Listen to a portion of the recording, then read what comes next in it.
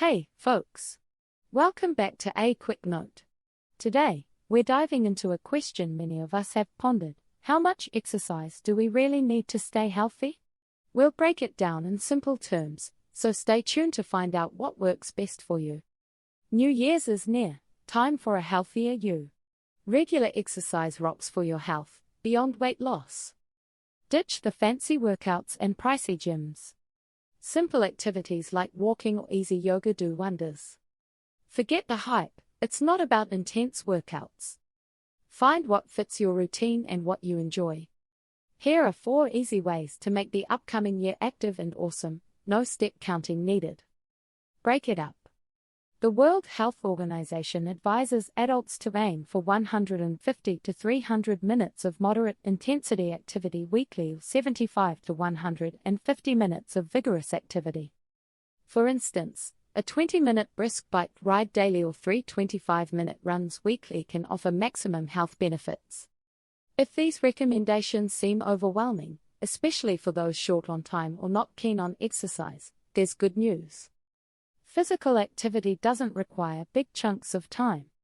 Even a few minutes count, says Loretta DiPietro, a professor at George Washington University. Many people think it has to be done all at once, but that's not true, she says.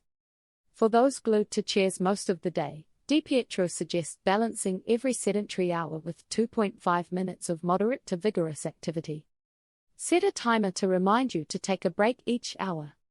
When it rings, spend 2.5 minutes doing squats, jumping jacks, brisk walking, or stairs.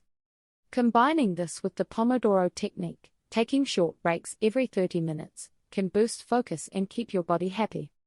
Though a couple of minutes may not sound like much, you don't need a gym. Evidence shows that breaking up sitting with short active breaks is as effective as 150 minutes of weekly activity in reducing disease and death risk. Those 2-minute breaks won't turn you into a fitness guru, but they'll provide your body with exercise's health benefits. Become a weekend warrior. A weekend warrior is someone who's not very active during the week but goes all out with longer workouts on weekends.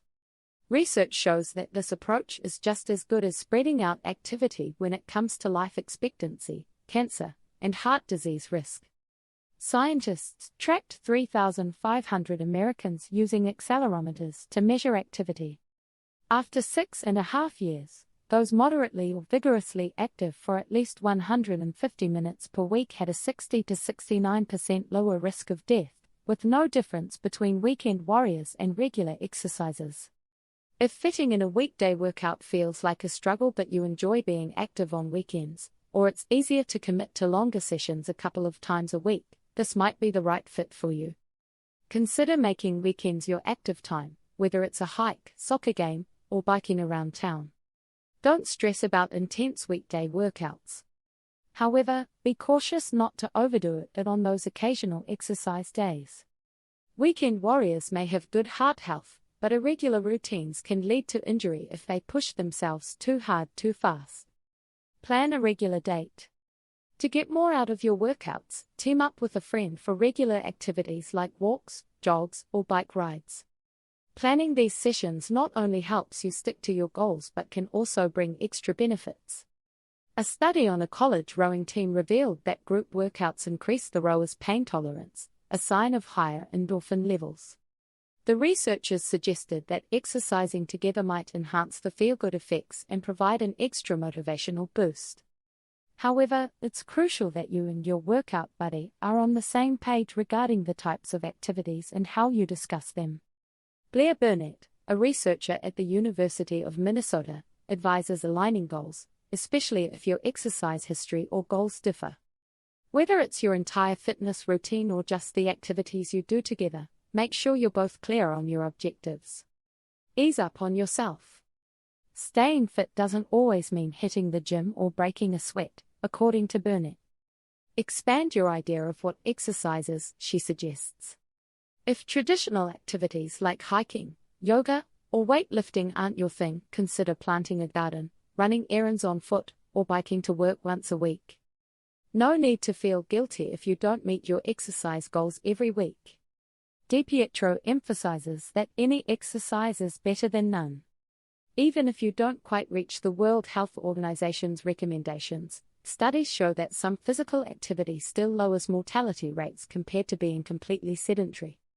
Surprisingly, a 2015 study found that people who exercise once a week have a lower risk of heart disease than those who exercise every day without breaks. Adequate rest is as important as activity. You don't have to train like an athlete for better well-being. While intense workouts like HEAT and CrossFit have their place, forcing yourself into high-intensity activities isn't necessary for good health. Division I athletes even tend to have worse health later in life. The key is to stop worrying about what you think you should do and focus on what you enjoy and what makes your body and mind feel better than being sedentary. It could be a stepping stone to intense athleticism, or a simple daily habit that keeps you healthy and happy for years. The myth is that exercise has to be vigorous to be effective. That's just not true, says DiPietro. Think about exercise like filling a glass of water. You just keep filling it until it's full. There you have it, folks, a quick guide on how much exercise you need to stay healthy. If you found this information helpful, give us a thumbs up and hit subscribe to stay in the loop with more quick notes. Remember, it's not about going all out, find what works for you. Thanks for tuning in to A Quick Note.